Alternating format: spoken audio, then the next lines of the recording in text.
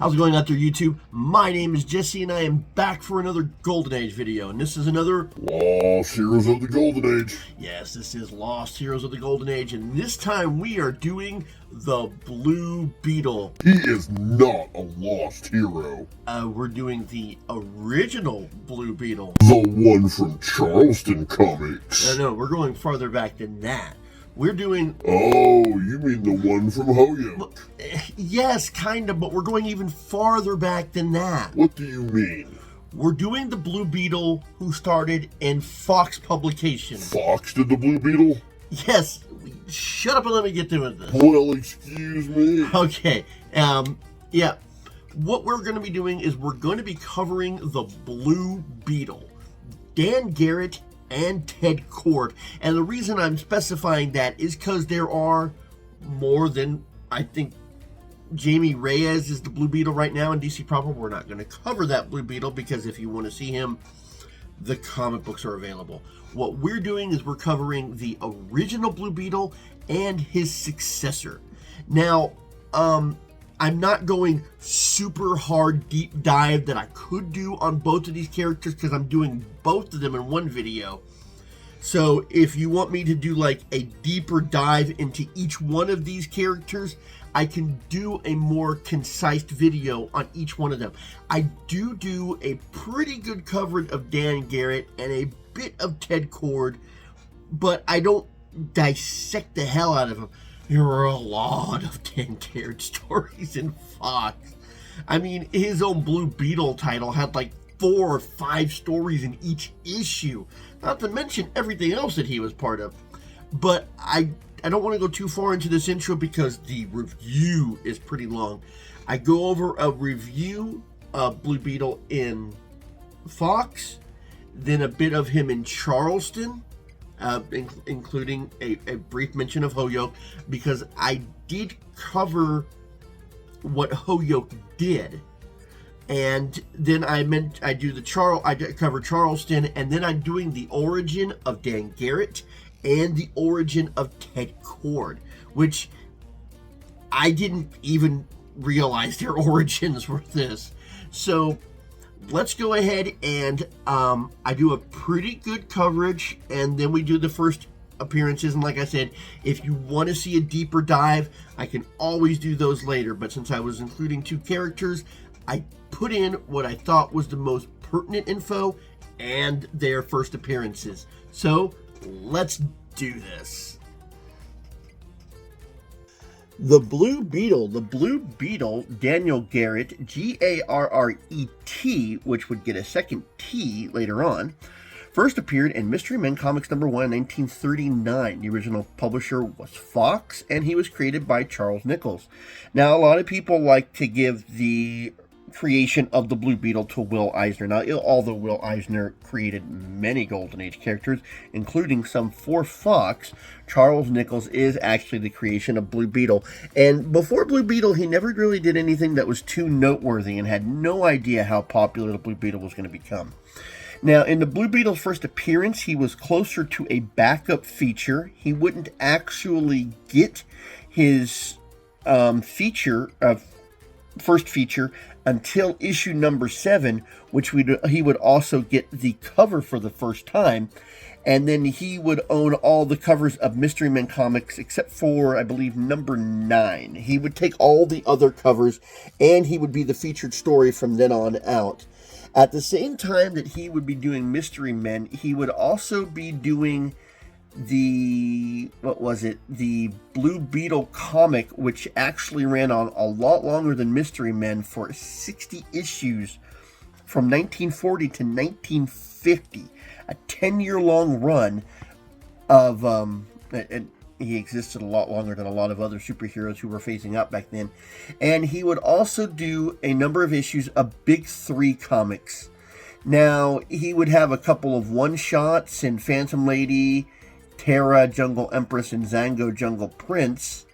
And he would also appear in a few issues of All Tops comics, which was more female-driven lead comics. I know they seem to start off with Jungle Girl comics, which, hey, the voice likes that. Now, an interesting thing about Dan Garrett is when he first started out as the Blue Beetle, he had no powers at all.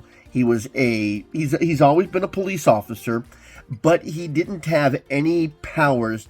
Now, later on, it would be said that he would be given vitamin X2, which would give him temporary powers, speed, strength, endurance. Now, this is the interesting thing. They introduced the vitamin X2 before they introduced the vitamin X2. Let me explain. In the first couple of appearances, and I believe it started in issue 14, they mentioned that he had the X22. I don't believe they had it in 13. No, they did have it in 13. Okay. But issue 13 appeared in 1940. They wouldn't actually give an origin for the drug, the X2, until Blue Beetle issue number 5 in 1941.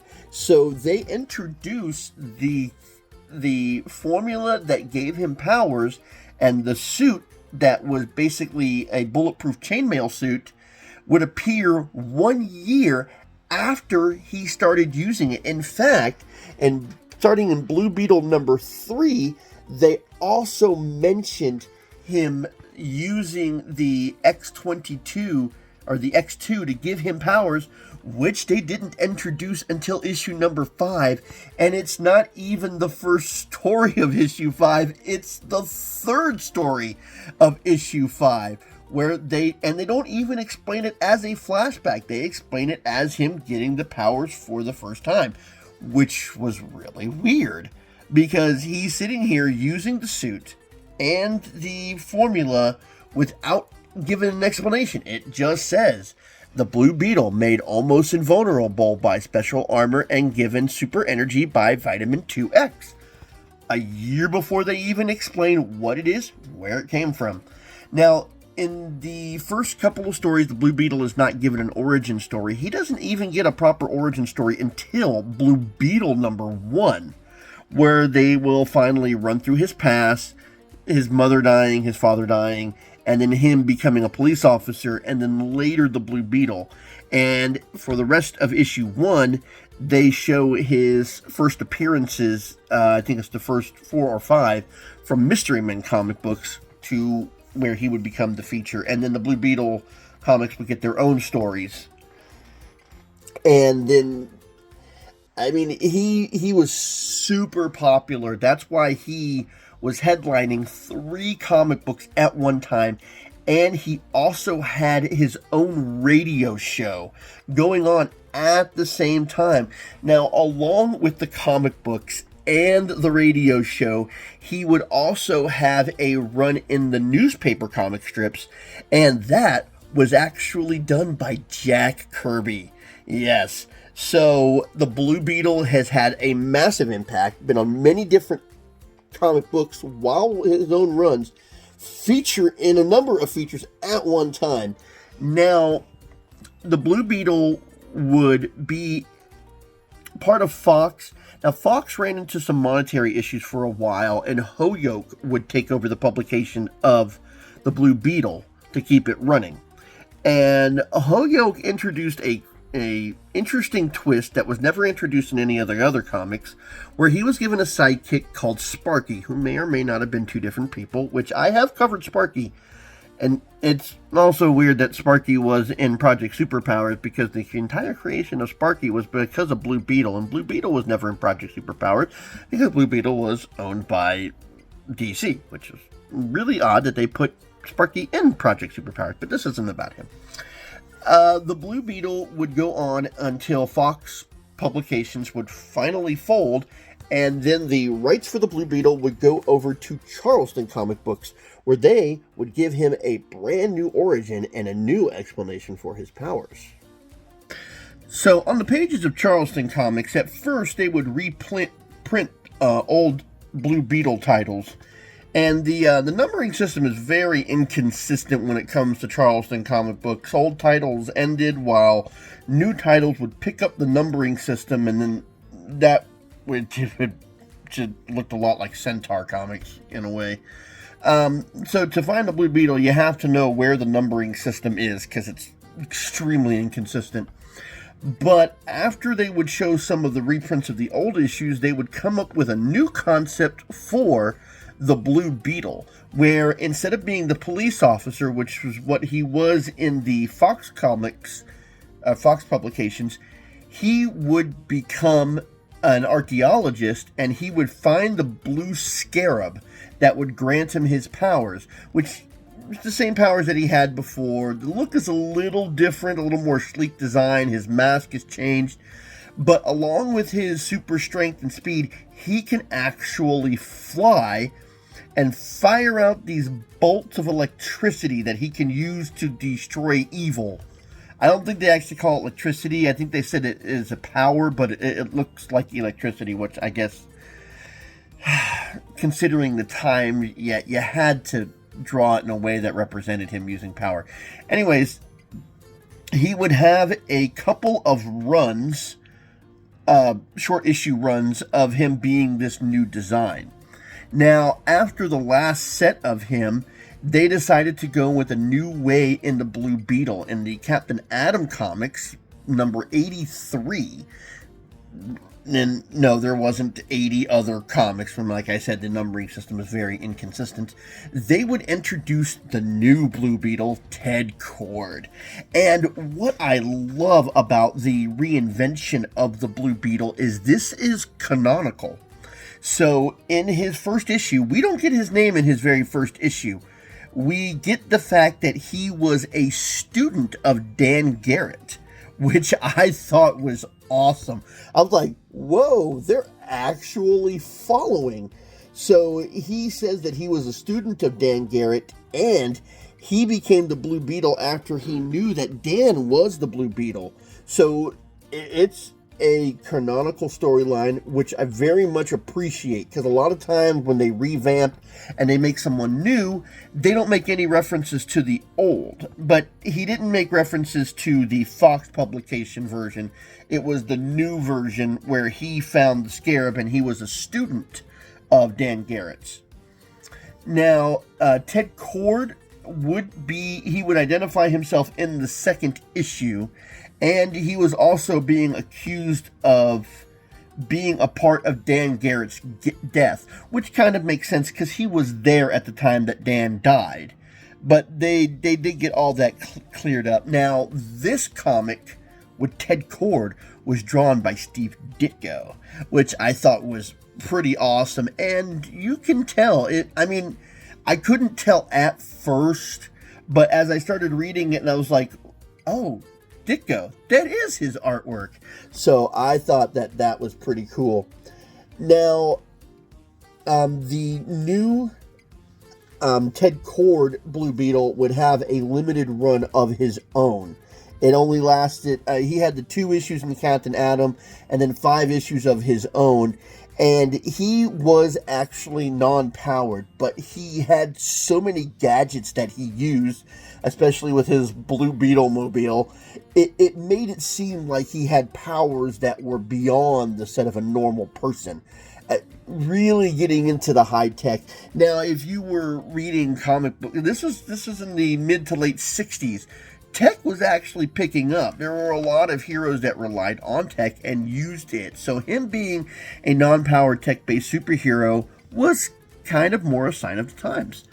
So he would have his limited run issues. Now, once he was done with Charlton Comics, I know that DC bought up a lot of Charlton, but Ted Kord and Dan Garrett would both be on the pages of AC Comics, which did a lot of work with Golden Age heroes.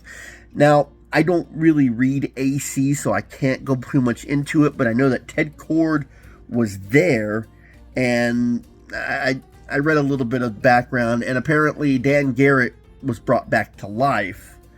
And then this would be before both of them would go onto the pages of DC Comics. Now, I do know that this Blue Beetle, it's either the first or the second one, I believe it's the second one, was the inspiration for Alan Moore's Night Owl for the Watchmen. In fact, when DC bought a whole bunch of the Charlton characters, Alan Moore wanted to use those characters for the Watchmen comics, which is something I need to go over one of these days, because the characters in the Watchmen are based on Golden Age heroes. But they didn't want him to do that, so he created Night Owl. And that's basically his run in the Charlton and Fox. Now, one of the things that I found really kind of frustrating, and this was just a reoccurring theme when he was on the pages of Fox Publishing, because it happened to invulnerable superheroes all the time. They would get knocked out in the back of the head, they would fall unconscious, and get tied up, tried to get disposed of. I'm really like, you guys are near invisible. How does a knock to the back of the head disable you? Well, the Blue Beetle got knocked out on multiple occasions, so much that you wonder if he's got brain damage. I mean, he had the vitamins, he had the invulnerable suit, but he gets knocked in the back of the head and he's falling down. Makes you seem kind of useless. Okay, so we ran over his appearance in Fox, Hoyo, and in Charlton comics. So what we're going to do is we're going to top this off by going over his first appearance in Fox, which is a 4-page story, and then we'll go after Ted Kord's first appearance in the Captain Atom comic book, which is quite a bit longer. And then you will see how they were wanting to do things moving forward, even though the costume changes in the first and second issue for the Blue Beetle, which that's not an inconsistent thing. A lot of times heroes would be revamped after their first issue when they finally cemented how they wanted their character to look. But in Ted Kord's appearance case, they kept that costume, because in the 60s, you started with the costume that you wanted them to continue with. Okay, so let's go ahead and do the Fox version, and then we'll do the Charlton version, and then you'll know a little bit about the creation of the Blue Beetle, more than what I just explained. Okay, let's get into it. The Blue Beetle by Charles Nichols. Mr. Vader and daughter and John Barnes, his secretary, kidnapped. Who the heck wrote that article? That's a terrible headline.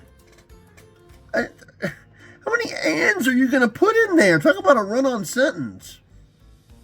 While Dan Garrett was patrolling his beat, a car with the muzzle of a machine gun protruded from the window. Suddenly, swooped down on him. Dan dropped to the sidewalk and fired at the automobile. That's kind of reckless. Alright, someone is thrown from the speeding car, and Dan Garrett walks over there, favoring his arm. Dan Garrett feels pain shooting up from his left arm. Heedless of the wound, he goes to the fallen man. I really don't like this panel, because them talking about him favoring his arm plays nowhere in the rest of the story. This is a complete non sequitur. Him favoring his arm feels like a Chekhov's gun, but it absolutely is not. This panel was unnecessary. People on the street said that he's Mr. Vader the banker, which we saw him in the headline. He kneels down. Oh, it was the white-face gang. So we see him in the sergeant's office, and he said that Mr. Vader died at 10 o'clock, and the other people are still missing. And they ditched the car, but nobody has examined it yet. Why would the gangsters ditch the car? I mean, you're just asking for yourself to be tracked at this point when you're leaving a piece of evidence like that. Okay, so Dan goes over and he's looking. The sergeant tells him to take the rest of the day off. He's not going to. He goes over and looks at the car, and the number was filed off. So he makes up a chemical and it makes the number come through. He looks it up and finds out that the car belongs to Mike Ravani, a garage owner. And he visits, that night Dan visits a druggist, an old friend of his. So he's telling him that he's going to the back room, and then we see this wonderful looking car. The light flickers for several minutes and then dies out as a figure emerges and drives away in a high-powered car. Okay. So he is taking himself to the garage where they have the people tied up. And I don't know how the hell he did this. He just now showed up at the garage, and suddenly the thug stops in his track. His eyes widen with terror. A blue beetle. Now, I can go with the fact that the blue beetle exists already in this world and is known. There's a number of stories where we've come into where the hero already is existing in this established thing. How the hell did he get the blue beetle into the room? Here he is coming through the door in the last panel of this page. So how the hell did he get the blue beetle in there before he came in? That makes absolutely no sense. They don't even explain how the beetle works. It's just there. Okay. So he tells them that they can stop interrogating the... Actually, it won't be necessary to torture the girl any longer. I know the combination to the bank vault, and if you give me 40%, I will tell you. So... I mean, the Blue Beetle works as a vigilante, so them buying in the fact that he might be helping them out is slightly plausible. Okay, now the leader of the Whiteface gang says, "How can I trust you?" And then he gets a phone call, and he says, "All right, Beetle, it's a deal. Let's have the bank combination." He tells him the combination that he has. And he says, "That just confirms the phone call, so you're on the up and up, but you're coming with us just in case you try to double cross us." He's a vigilante. Trust but verify. Okay, so when he's left alone for a moment, he calls on the Blue Beetle wireless phone. Yes, even though he's powerless and he's not really an inventor like Ted Kord, he does have a few inventions. So he calls up the police and tells them that the Blue Beetle is going to rob the bank. So they're going to go there so they can arrest the Blue Beetle. The gangsters ended up showing up at the bank vault, and they're holding everybody up. And as the leader tries to use the combination, the Blue Beetle double-crossed us. Grab him! And the Blue Beetle acts quickly. He socks one gangster and throws a gas grenade at another one, and then makes for the powerful car. One side, please. After him, the Blue Beetle's car, and they chase after the Blue Beetle, and he leads them to a whole bunch of policemen. "Take off his mask, Donnelly. If it wasn't for the Blue Beetle, you wouldn't have caught us."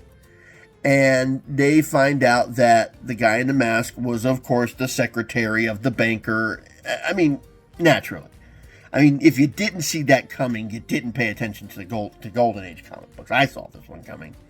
And he tells the drugstore owner that you called at just the right time because it was able to help him sell his story. If you hadn't called the Whiteface at that time, my plan would have worked. And he explains that he had the Whiteface thinking that the call was a tip, which allowed him to sell his story. So let's go ahead and cover the last 2 pages. Let's see. Works try. I have no idea if I'm even saying that. Yuxtry. I think he's trying to say extree, but saying Wextree. I mean, I know the newspaper boys would be like extra, but that just... Anyways. Blue Beetle again eludes police. I mean, you said the rest of that sentence so properly. Why would you mangle your first word? Next morning, Dan is back in his uniform, patrolling his beat. "You should have been there, Dan. Nearly got the Blue Beetle. I had him in my hands, but he got away. Sure, and I gave him an awful scare." "You did. Maybe you'll get him yet." The Blue Beetle appears in Mystery Men comics every month. And that's the very first appearance. The Blue Beetle. Concept art, David Go. Script, Gary Frederick.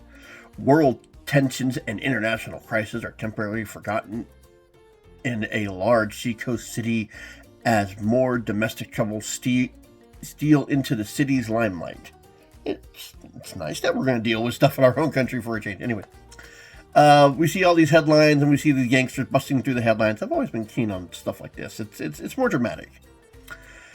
Let's see. As the police pondered the perplexing problem into the wee small hours. I like that. I think I'll see what I can tune into on the sound wave magnifier. So he's tuning in around the city to see if he can hear anything interesting. Nuts, wouldn't you know it? Nothing but a bunch of late shows on TV. Maybe you can get home and catch one of them. Suddenly, he hears he hears gunshots ring out, and he decides to use this wonderful Blue Beetle flying contraption to take him over to where he heard the sound of the gunshots. He puts the remote on autopilot, and he starts swinging from this trapeze wire. I don't know. Anyways, it's piloting him, and he goes towards the bank robbers. And as he swoops into them, he says, "Looks like the Blue Beetle is about to crash a going away party." So he's identifying himself right before he crashes into them. He said he's the Blue Beetle. Ain't the Blue Beetle I once seen. No, I'm not, but you fellas will be hurting just as much when I'm through with you. I may not be the same guy, but my goals are the same. Now, you shouldn't go around hitting people from behind. So he's making short work of the gangsters. He's actually doing a very good job of it too, which shows that he is proficient. But then somebody drives by with a bomb, and the force of the concussion knocks him out. And then they want to try and figure out who he is, so he's trying to take the mask off. Let's see who this bumbling buffoon really is. Bumbling buffoon? If you guys hadn't thrown the bomb, you all would have been taken out. He's hardly a bumbling buffoon. So they can't get the mask off. This is some get-up. It's a metallic cloth, won't rip, and it can't be pulled off. So he tells the other gangsters, move away. I'm going to shoot him to finish him off. And just then, the cops come up, and they all get into the car and leave.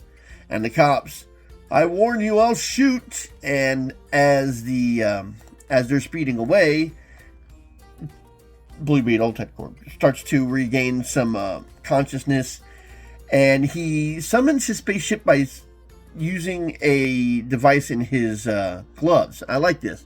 Under the Blue Beetle's insignia is a series of electronic remote control buttons, which are activated by a tiny control point hidden in his fingertip.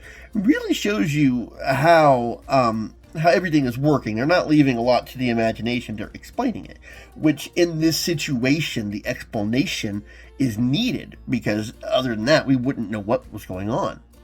So he uses the remote control to drop down the tether and the bar, and he uses it to get back into the ship. Let's see, back in my nice protective shell. Now, if the seat moves under me, it's like it's supposed to. Perfect. And the seat slides, so he sits in it perfectly. You're lazy. You have all the furniture moving for you. Now I'll get on the trail of Killer Coke. It's Koke. I don't think there's any other way to say that besides Coke. Okay, so he flies after them, and I don't know if the head and the body twist different angles. That's the way it looks driven. That's the way it looks drawn. But he's moving fantastically through the city, and he grapples onto the car. Easy does it now. Got it? Hang on, fellows. We're going for a little ride. Without a parachute, get out quickly. Without a parachute, you gotta be kidding me, boss. So he picks him up in the air, and he starts trying to shoot at the machine. Taking that, bird brain. Shoot the blam thing down. The nerve of these guys. They're actually shooting at me. Well, this will take the fight out of them. And he flips the whole thing upside down. Just spectacular. And a short time later, I'm going to read this last page because this whole page is important. A short time later, a badly shaken band of thieves are dropped off at the police headquarters. Don't give up. Don't shoot, we give up. Just don't let the Blue Beetle get a hold of us again. Well, if it isn't Killer Coke himself. 40 years I spent on the force, and I never saw nothing like this. It was the fault of the blue... Or it's all the blue... I'm reading this. I'm going too fast. It's all the Blue Beetle's fault, officer. He planned all the robberies and double-crossed us. He's the man you really want. Very interesting. I never did trust those kooks who run around in costumes. Guess that wraps up the first episode in the life of the new Blue Beetle. Wonder what Dan Garrett would say if he could have seen me today. Yeah, they're blaming it on him. And he doesn't know that they're blaming it on him because he flew away after he dropped him off. No time to worry about that, though. It's a good thing Coke didn't guess my mask locks under my chin and could only be removed by touching this under chin control button with the fingertip controller. That's a lot of explanations for why your mask didn't come off. I'm glad all these scientific gimmicks worked out so well, and if not for the nifty little mask gadget, Blue Beetle's new career would have started and ended all in the same night. I guess Killer Coke's gang is enough work for one night. Guess I'll head home and give my brain a good night rest. Maybe another challenge will pop up tomorrow. Well, the Late Late shows are still on, aren't they? What new adventure awaits the Blue Beetle? Only you, fellow Charlestonians. Charlestonians! I think that's Charlestonians. Can say, for you hold old BB's fate in your ever-loving hands. Be sure to drop us a line and let us know what you think. Be your vote yay or nay. Oh, okay, be your vote yay or nay. And if you want to learn more about BB's amazing transformation, well, who are we to knock the opinions out of the masses? See ya next-ish, baby. We hope. The end. And that is the first appearance of Ted Cord, in case you were ever wondering. I hope you enjoyed this video. I hope that you enjoyed seeing where Blue Beetle came from. This is the very first appearance of Blue Beetle. I was completely surprised. I thought it would have been bigger, but he certainly did turn into something bigger. Okay, like I said, I hope you enjoyed this video. Leave me requests if you have any. I love to do requests. It doesn't have to be obscure. I mean, the more obscure the better. I love doing obscure heroes. Anyways, until next time, I'll be seeing you.